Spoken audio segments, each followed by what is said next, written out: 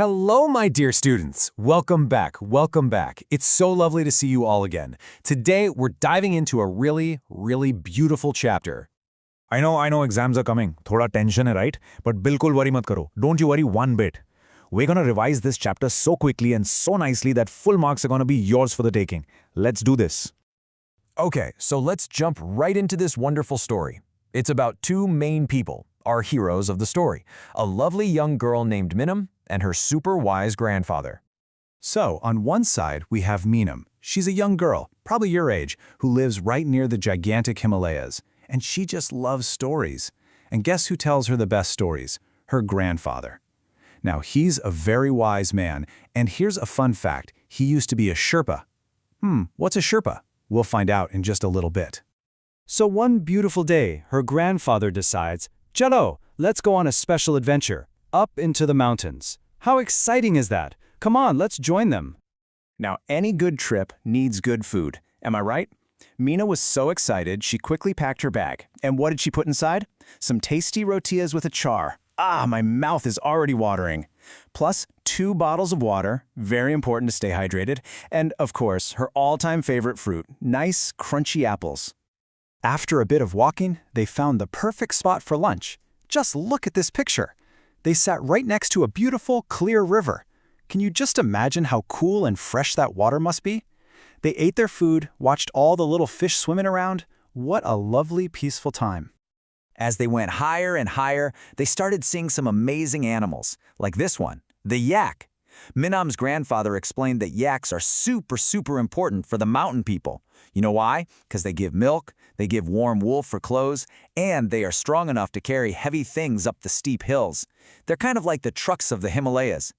And then, the most exciting part. Snow! Mina had never, ever seen so much snow in her life. She was so happy. They even played in it and made a cute little snowman together. What a perfect memory to make with her granddad. Finally, they reached the top of a hill. And from there, wow, the view was just breathtaking. Her grandfather pointed to the biggest, highest peak of them all and said, "That is Mount Everest, the tallest mountain in the world." Just imagine seeing that for real.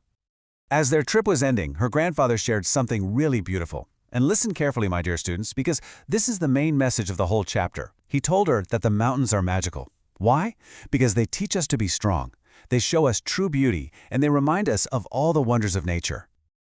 All right, story time over. Now for the super important part that's going to help you ace your exams. Let's look at some new words from this chapter. Pay close attention, okay? First up is Sherpa. Remember we said Minam's grandfather used to be one? Well, a Sherpa is a really brave and skilled person who helps mountain climbers get through the difficult Himalayan paths safely. They are the real heroes of those mountains. Next, we have journey. It's a very simple word. A journey is just a trip when you go from one place to another. The whole story we just read was about the amazing journey Minam and her grandfather took. See? Easy peasy. And our last new word is mighty. Mighty means something that is very strong and very powerful. And the best example from our story? The mighty Himalayas, of course. They are so big and strong, a perfect fit for this word. Okay, Beta, notebooks out, pencils ready? Welcome to our exam corner. Now we're going to practice some questions that could pop up in your exam paper. But don't you worry, it's all super easy. Let's go score those full marks. All right, here's a very important question. At the end of their journey, what did Minam promise her grandfather? Think about it. What was that big lesson they learned? I'll give you a moment. Got it? She promised that she would always take care of the mountains and that she would share their magic with everyone. What a lovely promise, isn't it? Okay, next up, a match the columns question. These are always fun and a great way to get easy marks. Let's do it together, fast. Number 1, Minam's favorite fruit, that was apples. Right, so 1 goes with B. Number 2, where do they have lunch? By the river. So 2 matches with C. Number 3, animals in the snowy mountains, yaks. So 3 goes with A. Number 4, the tallest mountain in the world, Mount Everest. So 4 is with E. And that leaves number 5, animals that are great at climbing, mountain goats. 5 with D. See, we got them all right. Well done, you. All right, let's just quickly switch gears and do a little bit of grammar.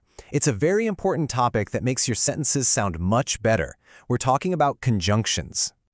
So, what are these conjunctions? They are simply joining words. They connect words or even whole sentences. The best way to think about them is like Fevicol for your words. They create that mazboot jod, that strong bond. The most common ones you need to know are and, but, or, and because. Let's practice. Look at this sentence. She was hungry, blank, she ate a sandwich. So why did she eat the sandwich? What's the reason? Exactly, because she was hungry. Because tells us the reason why something happened. Simple. Okay, one more. He ran fast, blank, he missed the bus. Now hold on. If someone runs fast, you expect them to catch the bus, no? But here, the opposite happened. So when we want to show a contrast or something unexpected, we use the word but. He ran fast, but he missed the bus. Great job, you're getting it. And just like that, we've come to the end of our quick chapter revision. You have all been so fantastic. Let's just finish up with one last little thought to take with you. You know, in the story, Minam learned so much from her grandfather. He was her guide. So my question to you today is, who is that person in your family who teaches you special things? It could be your mummy, your papa, your daddy, or nani. Think about that person and all the magical things you learn from them. All right, Beta, all the very best for your exams. Study well, stay calm, and I know you will all do brilliantly. Goodbye for now.